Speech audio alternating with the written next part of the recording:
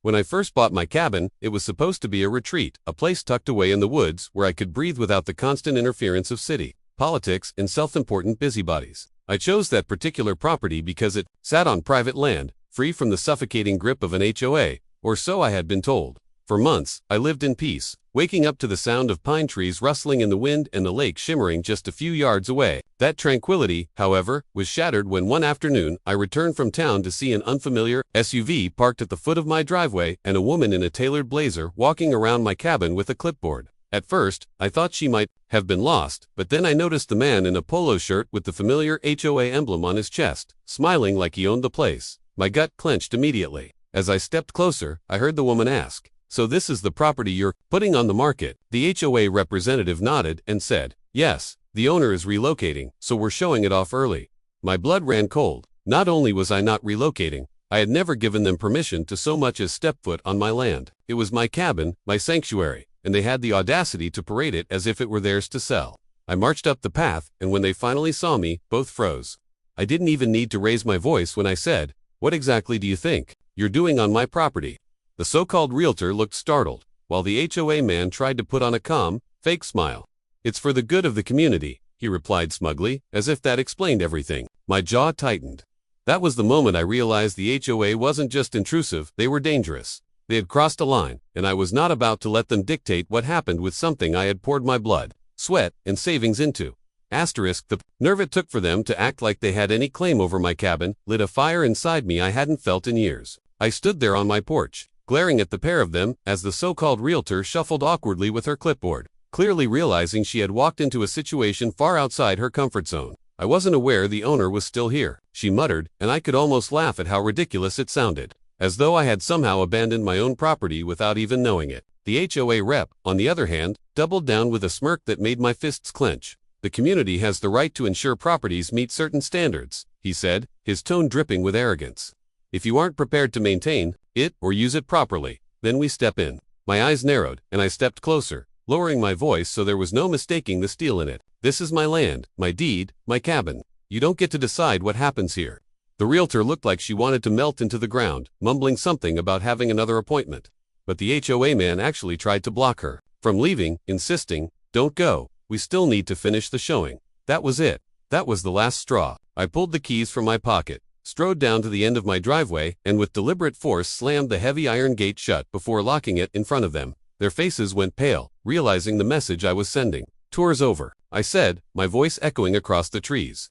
Then I grabbed the sign I had kept in the back of my truck, a big bold board I'd prepared for situations exactly like this, and planted it right at the front of the gate. In thick black letters, it read, "Private property trespassers will be prosecuted." The HOA rep sputtered, his face turning red as he shouted that I couldn't just lock them out, that they had every right to be there. But the truth was on my side. I had the deed, I had the paperwork, and I had the law. I leaned against the gate calmly, arms crossed, and said, "Actually, I own this land, and the only sign anyone will be seeing here is mine." His jaw dropped, and the realtor quickly excused herself, practically sprinting to her car, leaving him alone in his humiliation. After I slammed that gate and planted my sign, I thought maybe, just maybe, it would be the end of it. That they would finally get the message burned into their heads that my cabin was not some community project for them to meddle with. But people like Acarans don't process humiliation the way normal folks do. They take it as a personal challenge, like they've been denied their divine right to control. Sure enough, less than 48 hours later, I was woken up by the sound of tires crunching gravel on the edge of my drive. When I stepped outside, coffee in hand, there they were again, this time with 2 other board members in tow, all of them acting like they were on some official inspection tour. One of them had a camera slung around his neck and immediately started snapping pictures of my porch, my roofline, even my firewood stack, like he was building a case file against me. "What do you think you're doing?" I barked, stomping down the steps with a fury that startled even the crows out of the trees. The camera guy muttered something about documenting violations, which nearly made me choke on my coffee. Violations on my private land. I reminded them loudly that this was an HOA common ground, that my deed gave me full autonomy over the cabin and acreage. But of course, the head Karen of the bunch, the same one who had tried to parade a realtor through my property, puffed up her chest and said, "Every property inside this community falls under our jurisdiction. We have standards to uphold." My laugh cut through the morning air, harsh and sharp.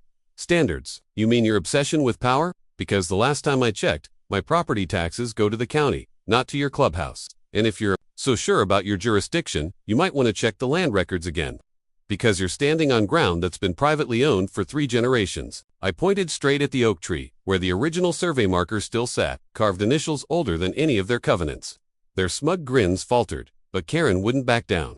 She threatened me with fines, with liens, with consequences. For noncompliance, that's when I pulled out a folder I'd been keeping ready for weeks, thick with documents, my title deed, boundary maps, correspondence with the county clerk, and held it up so they could all see. You think threats scare me? I've got the receipts. And the next time you set foot past my gate without permission, you'll be dealing with the sheriff instead of me. The silence that followed was so heavy, you could hear the wind rustle. Through the pines, they hated it, hated that I had them cornered with facts and proof, and their only answer was to retreat to their SUVs, snapping a few last desperate photos before slamming their doors shut. I stood there with my arms crossed until they rolled away, the bold letters on my sign catching the morning sun like a warning flare. Asterisk, I should have known their retreat wasn't surrender, but a regrouping. Because by the end of that same week, a certified letter showed up in my mailbox, stamped with the HOA's crest like it was some royal decree. The language inside was pure intimidation, final warning, mandatory compliance, failure to respond will result in legal action. They accused me of unauthorized modifications to my cabin, non-standard exterior maintenance, even improper signage, which made me laugh out loud because the only sign on my property was the one I had put up to keep them off it. It was the kind of letter meant to scare someone into submission. But they underestimated me badly. Instead of cowering, I drove straight down to the county recorder's office the next morning, laid the letter on the clerk's desk, and asked her to pull up the records on my property. Within minutes, she confirmed what I already knew. My cabin was grandfathered outside of the HOA's jurisdiction, excluded from their covenants because of the way the land had been originally parceled long before the association even existed. Armed with that official printout, I stopped by the sheriff's department on my way home and had a very productive conversation with a deputy who knew all too well about the HOA's history of bullying residents. His advice was simple: document everything, never engage them without witnesses, and if they trespassed again, call immediately. That night, I sat on my porch under the glow of the lantern, reading their letter again and shaking my head at the sheer audacity. They wanted to treat my home like it was a chess piece on their little suburban board, and they thought paperwork with their logo was enough to scare me off. What they didn't realize was that every threat they sent only strengthened my resolve. I hammered a second sign to the gate, bigger and bolder than the first. This one reading, "Private property, protected by law." The next morning, when the HOA president drove by slow enough to read it, I made sure I was standing right there, coffee in hand, giving him the kind of smile that said, "Try me." His face twisted into a grimace, but he kept driving, and I knew then that the real battle was only beginning. The breaking point came sooner than I expected, and it was uglier than I imagined. One Saturday afternoon, just as I was splitting firewood behind the cabin, I heard the unmistakable grind of gravel and turned to see 3 SUVs crawling up my drive like an invading convoy. Out stepped the HOA president, 2 board members, and a man in a cheap suit who introduced himself as their legal counsel. Though from the way he avoided eye contact and kept fumbling his papers, I suspected he was more of a cousin doing them a favor than any seasoned attorney. They marched straight up to my gate, as if they were federal agents on an operation, only to stop short when they saw the 2 massive signs glaring back at them. "You can't just block us from inspecting your property," the president barked, sweat already beading on his forehead. I set my axe down slowly, wiped the sawdust from my hands, and walked up to meet them on my side of the gate, calm but ready for whatever nonsense was about to fly. "Actually, I can," I said evenly, holding up the certified county records like a shield, "and unless you've got a warrant signed by a judge, this gate stays locked." The fake lawyer cleared his throat and tried to look authoritative, waving some HOA bylaws at me, but I cut him off mid-sentence. "Bylaws don't override property deeds. Counselor, you're standing on my landline right now. Another step forward, and you'll be explaining it to the sheriff." The tension was electric, like the air before a thunderstorm. The president's face flushed crimson, and he started ranting about how I was setting a bad example for the community. How my refusal to comply threatened property values. That word, property values, is their favorite weapon, as though everyone's life should revolve around the resale price of a house. I laughed in his face and said, "Funny you bring that up, because I own more land on this block than all 3 of you combined. If anyone's values are influencing this community, it's mine."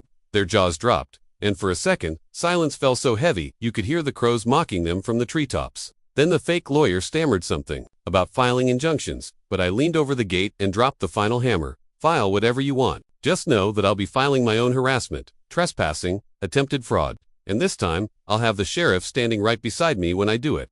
The bravado drained from their faces like water down a sink.